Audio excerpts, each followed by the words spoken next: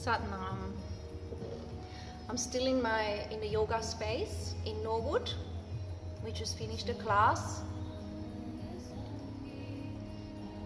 And I decided that as part of the newsletter, I'm going to make a recording, and then the dates will be in the newsletter, and also that can be posted on Facebook and anywhere if someone prefers to hear me share rather than read about it. There's so much we're reading these days. Sometimes this is also fun, perhaps a little bit more personal. So Satnam, and basically I have talked about the classes in a different video that I have posted on Facebook, the earlier one from last week, about the different classes, the Tuesday in the ballroom being specifically for beginners, where I really get into the details about the technique and the locks and all that we use and the languaging. I will still talk about that in the other classes, but I do it a little bit less, especially if I've got no new students, then I can really go for it. I adjust around who's coming to the class, basically.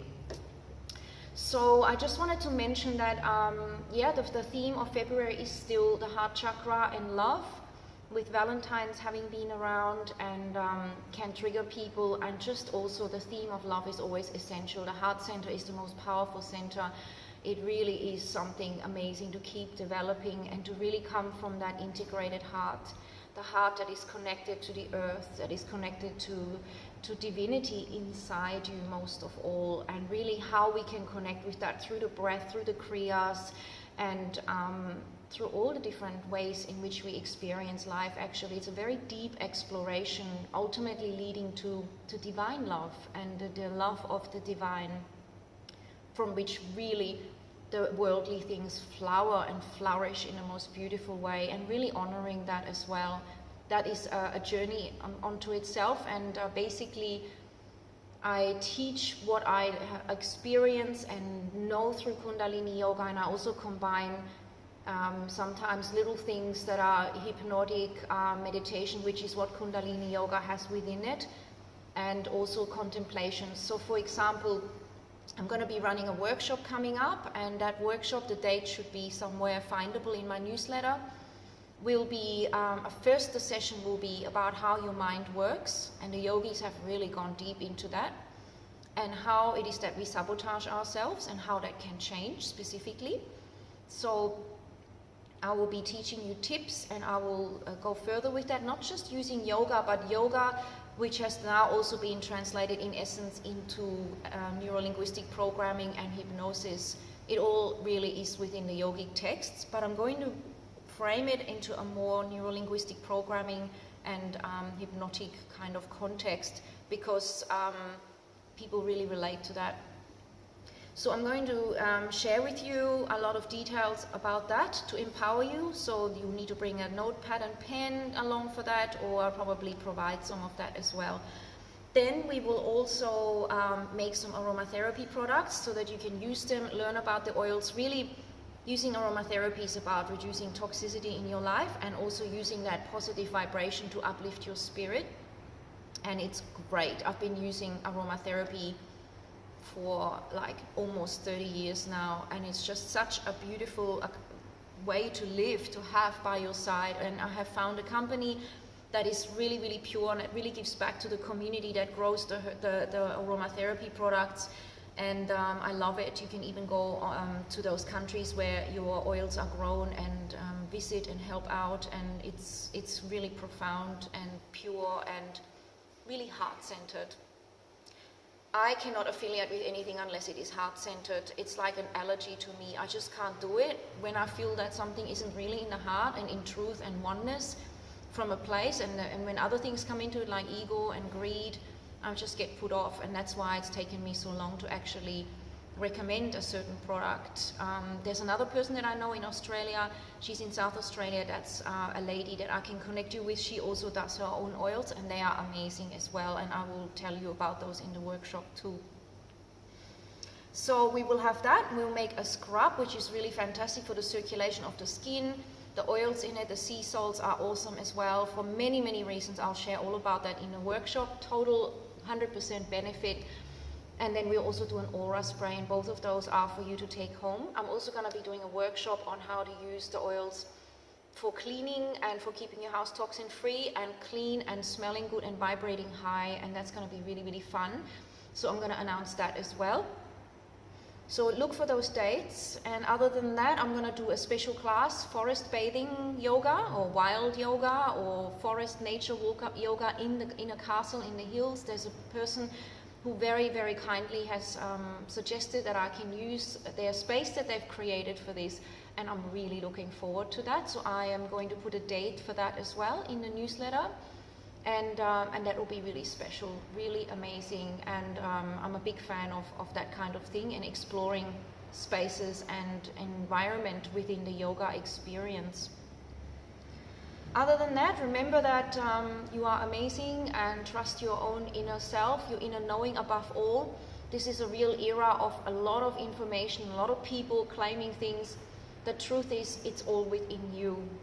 That is the most important thing, and I stand for that, and I honor that, and I hold space for that, so that you realize that you are your own healer, that you realize that you can learn to understand everything, so that you are totally complete within, and drop all the limitations, literally. And then as you inwardly do that, with the grace of your breath and your mantra and mudra and with your openness and your intention setting and all the things that come into that, the outside world will reflect that back to you.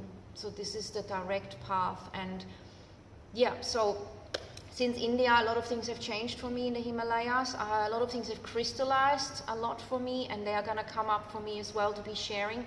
There is going to be another retreat as well. I've just been really inspired with the information. The Himalayas, yes, but another one as well. So in Israel, most likely, in the desert. So I'm really feeling a deep resonance because I have been there, and I'm very connected to the land, and also the wanderings and journey of Jesus and Mary and all those energetics that are there. So there is something happening. I will announce that very soon, more details, and I'm just following that inspiration and the passion, or whatever it is that comes guided to me. It becomes very strong these days. Also honor yours, honor your knowing, honor your intuition, honor your heart, your soul. This is the only way to navigate through this field of information, these fields of choices, and also all the things that are going on in the world that can sometimes feel really challenging to even contemplate. So I'm here for that. Talk to me anytime. Find out how Kundalini can help you, because it does. It sustains you on every level, body, mind, spirit. It's incredible. It works your hormonal system. It works the way you make choices. It works your unconscious mind. It really harmonizes your joints and your muscles. You just have to be, flowing and patient and open. And I have seen people take quantum leaps with regular practice. It's really like brushing your teeth. You want to do that daily if you can, or at least weekly, and the effects are more than you can define in money, actually. I feel like it just creates a really aware life and an alignment with yourself. And what could be more powerful than that? Really. Otherwise, we spend all this time diluting ourselves and going places that are really not in alignment, feeling they are because of some unconscious patterns. So Kundalini Yoga is all that. And of course, I must admit, it's not for everybody, because when you do Kundalini Yoga, it is not one of those fashionable ones about looks or about being cool or about just coming to yoga and walking out. You might have to process things. I have had a few students come that are either teachers or regular, students of other types of yoga, other meaning not Kundalini. And when they came to class, they were, really amazed that they felt so much emotion and release. And in some ways it was overwhelming too, because they expected a different kind of experience. So it is not for everybody. It's not for you if you're not ready to really want to look at stuff. And really, until we look at our stuff, we can't be our full potential. It's just going to keep coming back, because really what your being is trying to do is heal all those things. That's all it's trying to do. The body is constantly creating homeostasis and harmonizing, and also your psychology from within, your soul is trying to clear old patterns and to release old hurts. And unfortunately, we need to get in touch with them and re-experience some of them. It doesn't have to be long, it doesn't have to be traumatic. In fact, I've never had a traumatic experience. It's very graceful. Kundalini to me has always been grace.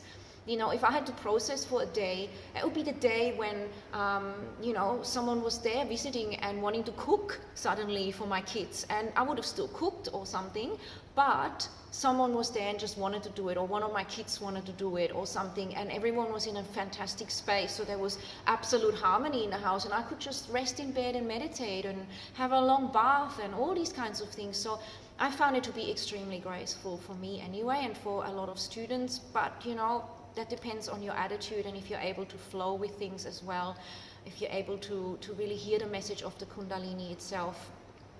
So thank you for listening. I hope you enjoyed, and let me know. And I'm just sort of flowing with creative ideas. And Sat Nam, keep well, shine your light, be your true self. Nothing is more important. You will get to that real core the more you trust that, and the more you trust your intuition and your heart, and be grounded as you do that. Really grounding practices, they're all within Kundalini Yoga.